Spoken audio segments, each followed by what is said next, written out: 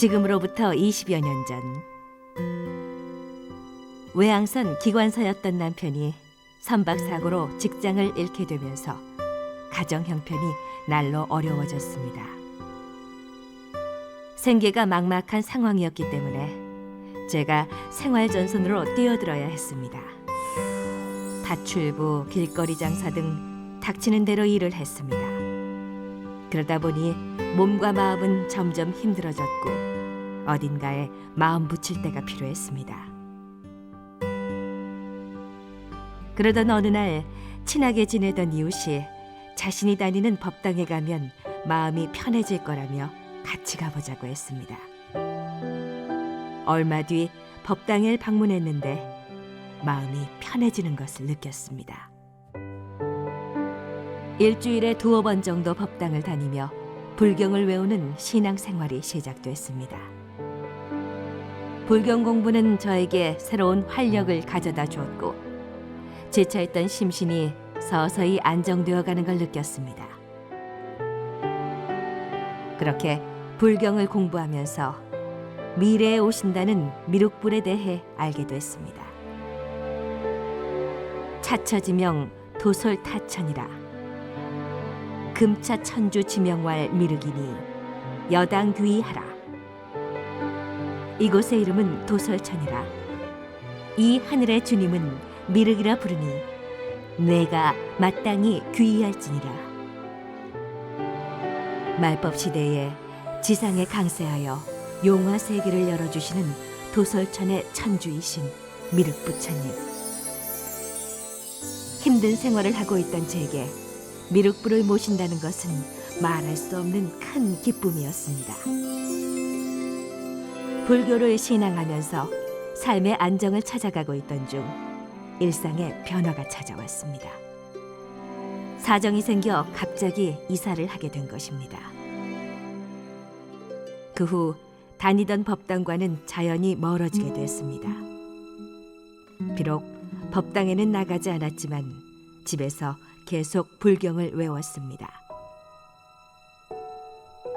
그렇게 하루하루를 보내고 있던 어느 날 TV 채널을 돌리던 중 STV 상생방송이라는 로고와 함께 무궁화꽃이 눈에 띄었습니다. 언제나 친숙하고 정감이 가던 무궁화를 봐서 그런지 저도 모르게 채널을 멈췄습니다.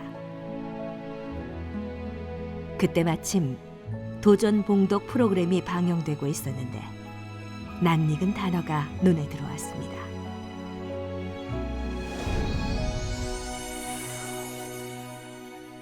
석가부처는 말법의 큰 거백기에 도솔천의 천주로 계신 미륵불이 인간으로 내려와 삼의 설법으로 천하창생을 건져 용화낙원의 새 세계를 연다 하니라. 예로부터 미륵이 머무시는 도솔천의 궁전을 여의전이라 불러왔나니 미래의 부처 미륵불은 희망의 부처요 구원의 부처이니라. 내 삶을 지탱해 준 건 미륵불이 이 땅에 오신다는 믿음이었는데 여기서 한 소식을 듣게 될 줄이야. 그때 불현듯 막내딸을 임신했을 때 꾸었던 태몽이 떠올랐습니다. 제가 면류관에 쓰신 임금님께 무지개 빛깔의 커다란 과일을 올려드리고 온 세상이 눈으로 하얗게 덮인 곳에서 큰 고음과 손을 잡고 빙글빙글 춤을 추던 꿈이었습니다.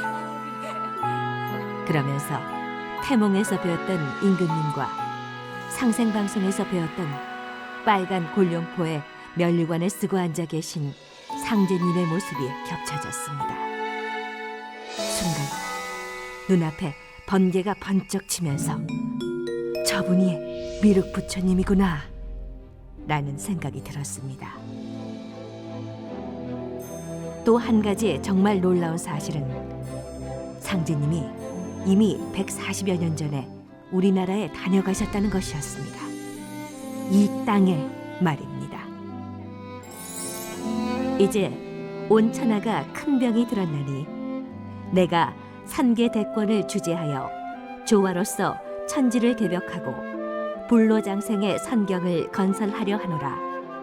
나는 옥황상제이니라. 제가 찾던 구원의 부처 미륵부처님이 바로 우주의 가을 개벽기를 맞아 인류를 구원하여 후천 상생의 새 세상으로 인도하시기 위해 동방의 이 땅에 강세하신 증산 상제님이셨습니다.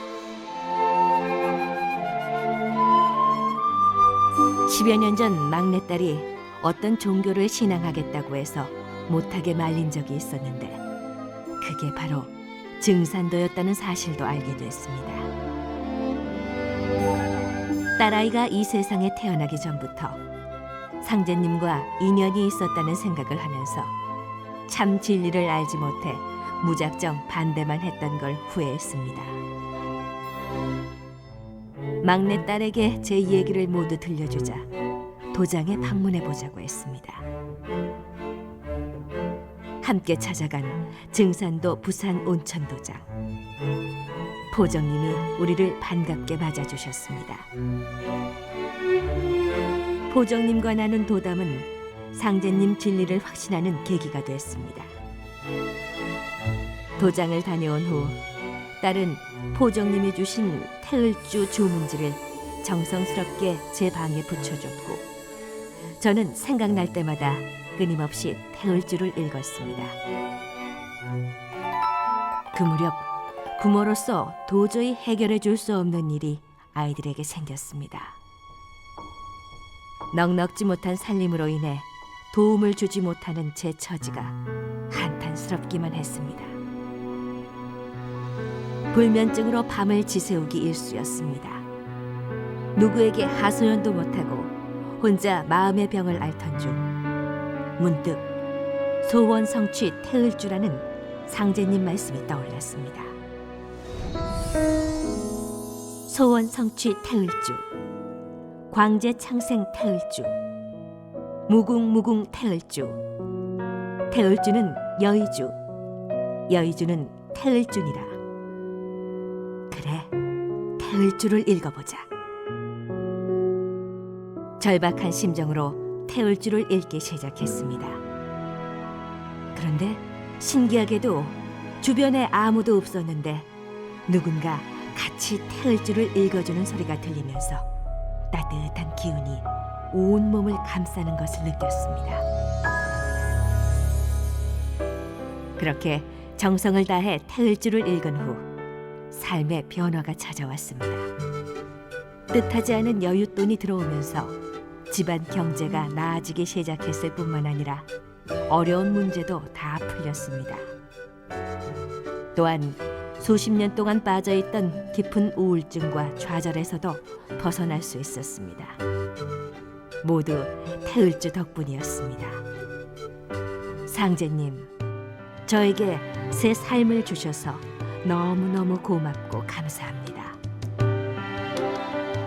이제 와서 힘들었던 지난 세월을 돌이켜보니 모두 상제님을 만나기 위한 과정이었던 것 같습니다.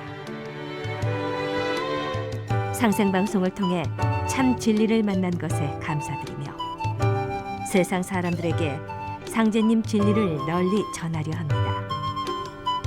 오늘도 저는 상생방송을 시청하고 있습니다.